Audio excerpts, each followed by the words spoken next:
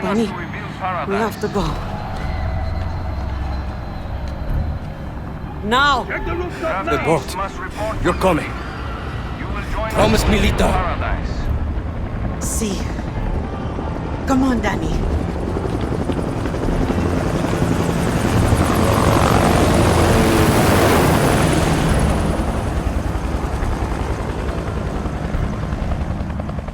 Stay close, Lita. We have to get to the boat. Okay, Danny. When we get to Miami. We'll say goodbye to Alejo. I promise. Since Far Cry 3 in 2012, Ubisoft's open-world shooter franchise has followed a certain formula. While spin-offs such as Blood Dragon and Primal have tried new things, the numbered Far Cry games have stuck to the script very closely, even with interesting wrinkles and additions peppered in each time.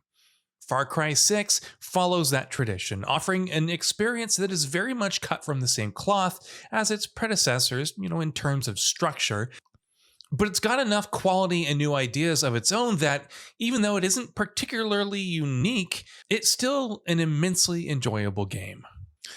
Far Cry 6 takes players to Yara, a tropical island nation in the heart of the Caribbean that is as gorgeous to behold as it is hellish to live in. The dictator, Anton Castillo, rules the country with an iron grip, violently quelling all free speech or dissent and forcing a certain sect of the population into slave labor camps where they grow Viviro, Yara's homegrown cure for cancer, which Castillo sells to the world to grow more powerful and influential. The nation and its people have been under Castillo's despotic rule for years, but where there are tyrants, there's revolution. Protagonist Danny Rojas becomes a reluctant part of a budding guerrilla rebellion against Castillo's regime and fights to free Yara by any means necessary. It's a very Far Cry plot, and it works really well.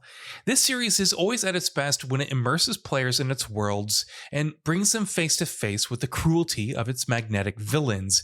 And though it has veered away from that to some extent in recent years, Far Cry 6 brings that side of it back into full focus. It tells an engaging story throughout and excels in several areas. Yara is an excellent setting with a rich history and culture of its own that really gives it an incredible sense of place, more so than any other Far Cry setting in the past. Meanwhile, its cast is full of well-acted, memorable personalities, from instantly likable supporting characters who fight alongside Danny to deplorable villains that you can't help but enjoy taking down. Of course, Far Cry games are always expected to have great villains, and especially with Anton Castillo, played by Giancarlo Esposito of Breaking Bad fame, Far Cry 6 shines bright. Anyone who's seen Esposito act knows how effortlessly he can dominate any scene he's in, and that's very much the case here as well. Castillo doesn't show up too often, but when he does, he instantly grabs attention. Something else that immensely helps Far Cry 6's storytelling is the fact that it has third-person cutscenes, which is a first for this series. Rather than being tied to a restrictive first-person perspective, Far Cry 6 frequently jumps to cinematic cutscenes where Danny is fully visible, and even goes third-person during gameplay at times, like when you're in camps or firing off your Supremo. This allows the game to have much more dynamic and impactful storytelling, making it easier to get invested in.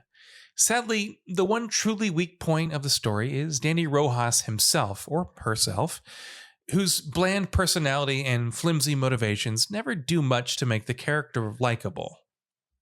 Where the gameplay is concerned, Far Cry 6 delivers the same brand of open-world mayhem that the series is known for, and though it does it with a familiar structure, smart design choices elevate that structure to new heights. You're still unleashing chaos and explosive firefights, zipping through the open world in vehicles or with your wingsuit, dismantling an oppressive regime by slowly clearing checkpoints and forts of enemies to loosen their hold. But on top of that tried and true foundation, Far Cry 6 builds blocks that together end up delivering what feels like a more complete and enjoyable experience. Yara, for starters, is easily the best and most immersive setting in a Far Cry game to date. It's large and varied, and while your typical Far Cry jungles and wildlands are here in abundance, there's also an unprecedented emphasis on urban environments and civilization. There's a lot more life and variety in Yara than there has been in past Far Cry settings, which makes exploring a bit more of a rewarding experience. As you do more activities that disrupt Castillo's regime, your heat level begins to rise. But unlike the fleeting bursts of activity of the wanted systems in most games, Far Cry 6's heat levels are a more gradual and constant climb that span long stretches. Across these stretches, the more your notoriety grows, the harder Castillo forces try to take you down, from more capable enemy types and larger reinforcements during fights to armored vehicles and tanks or even air support. It lends a sense of permanence to the world as it reacts and gradually pushes back more the more you progress and inflict chaos on your enemies. And it pushes back in other ways as well.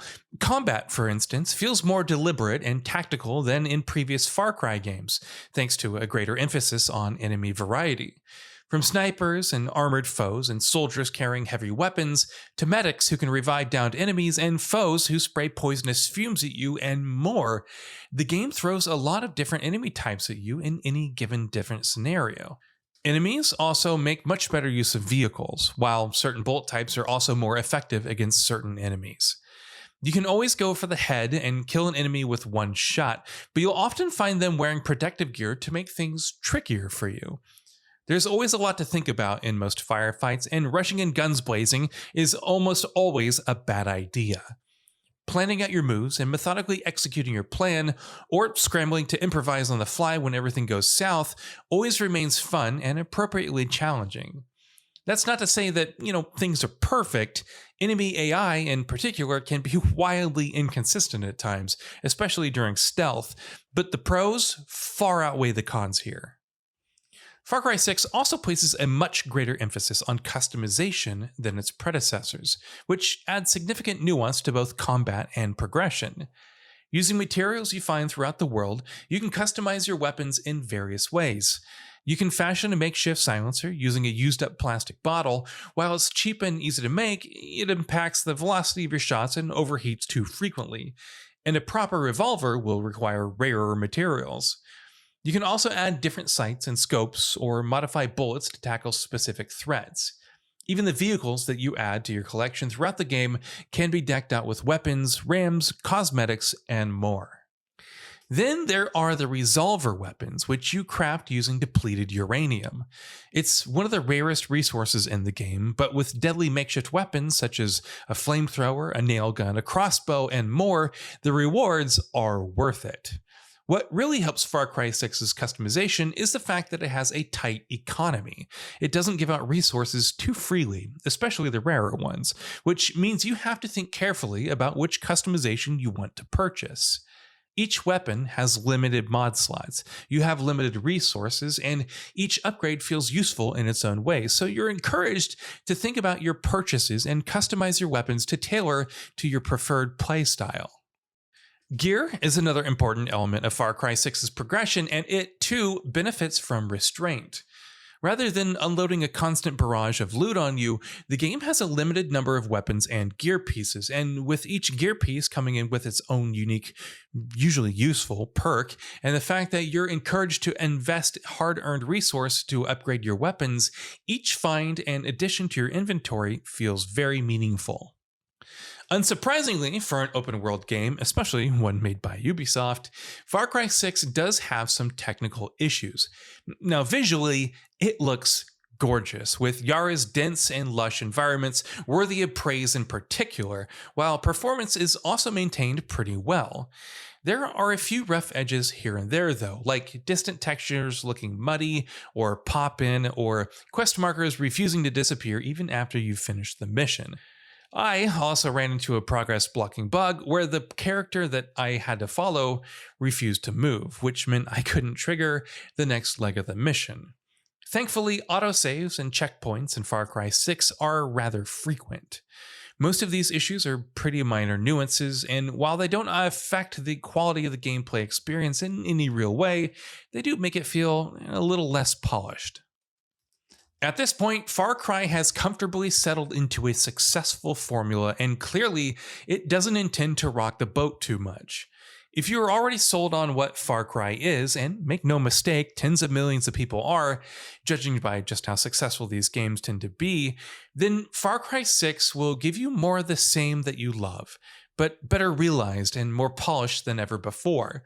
If you weren't on board with the series, or indeed with Ubisoft's style of open-world action-adventure games already, Far Cry 6 not only does not try to change your mind, it actively does the opposite. While there are some obviously yet largely minor problems with the game, ultimately, Far Cry 6 represents the zenith of the series' tried and tested formula, in the process delivering a game that is likely to provide dozens upon dozens of hours of engaging open-world mayhem to most who do give it a try. So what are your thoughts on this? Go ahead and share them in the comments below, and if you like the video, please subscribe to the channel and enable all notifications by clicking the bell icon to get new video updates. We upload every day and would really appreciate your support. Thanks for watching.